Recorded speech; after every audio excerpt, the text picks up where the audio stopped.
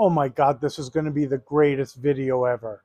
You're not even going to understand how amazing it is. We're going to get into things that nobody in any other video has even attempted to try to do.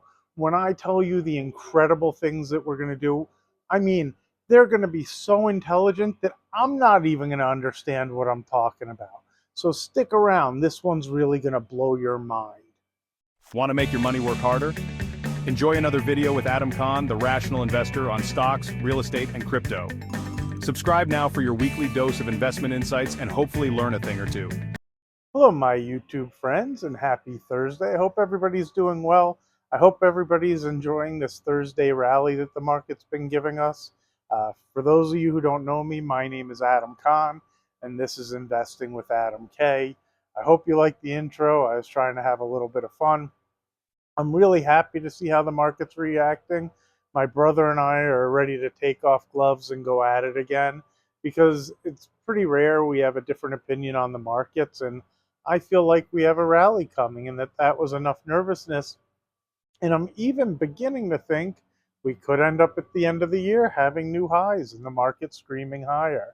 I think that we're going to have to see some backtracking on this tariff stuff. But what I loved today on the market when I was watching CNBC was they barely even touched on the tariffs. Today felt more like a normal news day. It seemed a little bit more in the background. And I think if we continue forward where it doesn't become the main headlines and it just kind of disappears, that there's potential that the market could just go higher and start behaving like a normal market. If we don't go into a recession, which is a real possibility, well, at this point, I feel like the market's probably undervalued. If we do go into a recession, there's possible it has another leg down. That did feel like the first punch, so I'm not so sure that we won't have more coming. But I haven't seen negativity like that, as well as people just assuming we're going to have a terrible year. Even the Trump fans started to hate Trump, talking about how he's ruining the economy. It was an environment that you just want to be buying from the panic sellers in, with the risk that you know things could get worse. What I'm most anxious for today is actually after the bell. I'm very anxious to see how Google reacts to their earnings. Honestly, I don't really care if they're good or they're bad. I just want to see how the stock reacts. In fact, I mentioned I think it was in one of the comments, and it really surprised people, so I wanted to reiterate on it. One of the things I learned in finance class is having stock reaction opposite to the news gives more information than almost anything else. So if Google's earnings come out and they're terrible, kind of like what happened with Tesla, but I still struggle with Tesla. Um, Not that I don't think they're a great company. I just struggle with 27-cent earnings and the stock for a quarter and the stock trading at $250. That's just tough for me.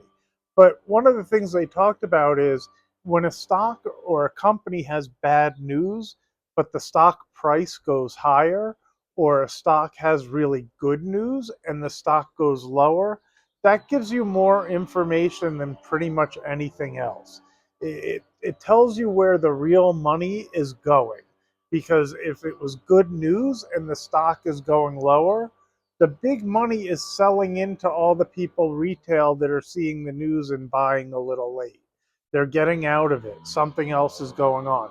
And vice versa. If it's bad news and a stock goes higher, somebody is taking advantage of that selling pressure to be able to buy from all of that money. Does that make sense? So I'm super interested to see what happens with Google's earnings. I do want to see the report, but more importantly, I want to see how the stock reacts. It's the first of the Magnificent Seven, and it feels like the market is reversing and going higher. So I'm a little optimistic that pretty much no matter what comes out, I think Google is going to end up above 160 after the close. Now, as always, this is not financial advice. Please don't listen to me. I am wrong plenty of the time, so I don't want anybody making their decisions off of what I say. You really need to do your own research, and you should be reaching out to a financial advisor to help with these decisions if you're not comfortable making them on your own and doing your own research. Not only that, you really shouldn't listen to anybody on YouTube because you only get half of the story. Whatever I do with Google, when I'm talking about this stuff, I'm talking about trades. I also own it in my set it and forget it account, and I never touch it. And I plan to, hopefully my kid gets it or whatever. I don't really plan to do much with it. But on the trades, like, I don't know that I'll update when or how or if I get out. So you only see one side of things, and it doesn't necessarily mean somebody's right anyway. So what I'm really hoping for going forward is continued background of the tariffs, less of it in the main conversation. Um, Hopefully it subsides so that the market can go back to just being the market. Um, I don't think we're going to have a huge recession. I think it's been scary the past few years. And in that case, I think house prices continue higher, interest rates stay elevated, inflation stays in the system. Hopefully, it stays this way for many years to come, and continued complaining that things are getting more expensive, but the economy not having a huge problem because of that. I know it's odd. Like I say in many videos, none of us like inflation. It is not fun. But if the companies are able to earn more money and continue to grow, and people are able to get raises and so on and so forth, that's actually an overall good versus a big recession.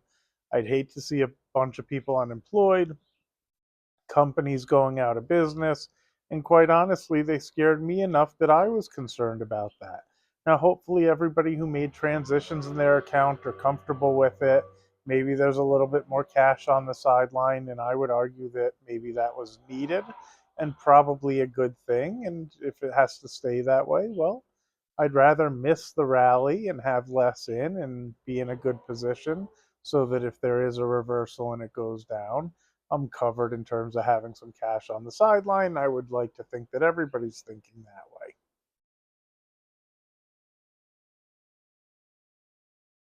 The other thing that's really amazing to me is how well some companies held up through the rough time. I mean, Netflix is pushing new high. I even noticed that CrowdStrike is not that far away from their highs, as well as some other companies. And the amazing thing is, if the market does continue higher, I would expect the things that were outperforming and held up the best to actually outperform and continue higher going forward as well.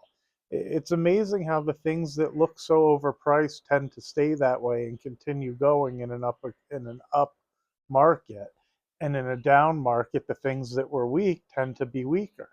It's still amazing to me that I think Target becomes a bargain when I'm saying to stay away from the things that are weak, which is also why I say make your own decisions on this stuff.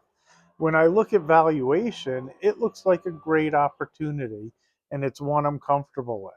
I don't always trade the high flyers the best because the swings are so big, and I don't do so well with them. So you have to know yourself as well. Another reason I say do your own research. But I do find it amazing how well some of these held up. I think the ones that have held up so well could be the ones that just continue higher and higher if we do have a turnaround and the economy catches itself, which is what I actually hope for. I don't really want to see a recession. I just do have concerns as we got into that rough period that it could be caused and we could cause it to ourselves. The dollar is still weak. The yen has been doing just fine. It isn't like still going, but it's definitely not pulled back or reversed the way that the market has, which makes me think the dollar is going to continue to see weakness. And that would make sense with higher prices of things. As your dollar buys less things, generally it costs more dollars to buy something, whether that's a stock, a carton of eggs, a house, a car, or whatever it is. Be curious what ends up happening with the tariffs. I'll be curious how things move forward, but it sure feels like to me it's going to become background noise at this point for some reason. I don't know what flipped the switch or why it feels that way. Hopefully I'm right on that sense. Anyway, I'm going to go meet my buddy for lunch, so I just want to say thank you. I wanted to get a video out today. Do me a favor if you haven't already, hit that subscribe button, smash the like button, make some comments in the comment section. You guys know how much I appreciate that and how much it helps the channel. Have a great rest of your day, and hopefully we have some good movement on Google after the earnings report.